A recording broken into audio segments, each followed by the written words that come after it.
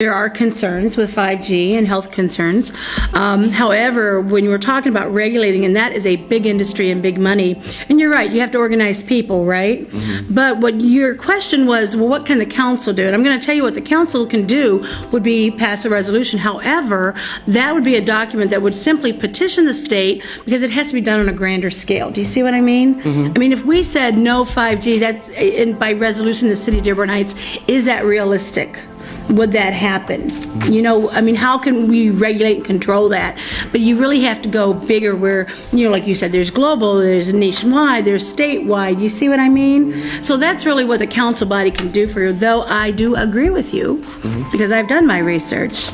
But, you know, again, that's kind of what the options are. And you are absolutely correct where, you know, your local community activists can get involved.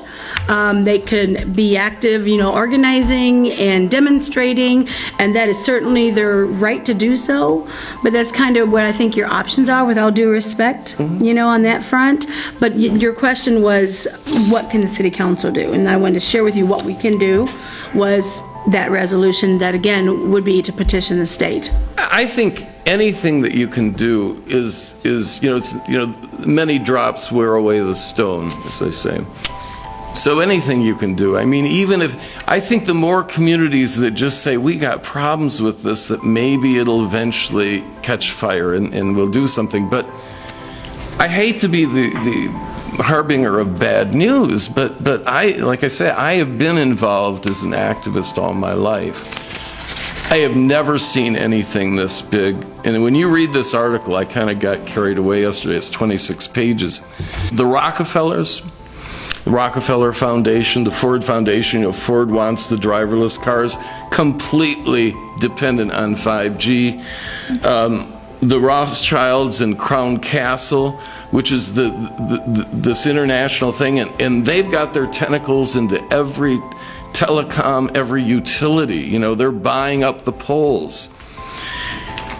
I have never seen such a monolithic opponent in my life. And from my aspect, you know, I've lost some battles, but I helped win some, you know, and the thing I keep telling people really is, you know, all of us is all we need.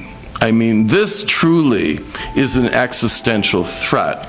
And I just want to put it to you this way, you know, just to restate the obvious.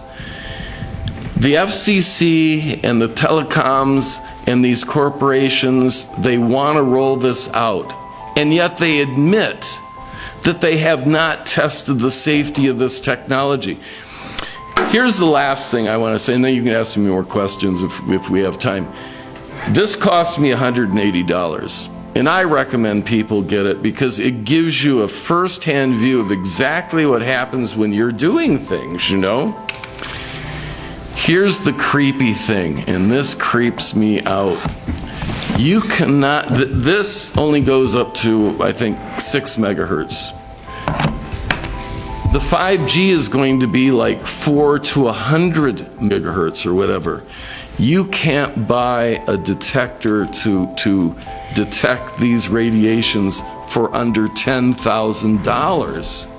So when they flip the switch on this stuff and people start getting sick, we're not even going to know what's hitting us, because unlike this, with 4G radiation, we are not going to be able to read and see what the levels of the 5G radiation is. I mean, you know, there are a lot of people that are saying this is a depopulation thing, you know, and I entertain a lot of literature, but I don't buy a lot of it. But in the back of my mind, I sometimes wonder,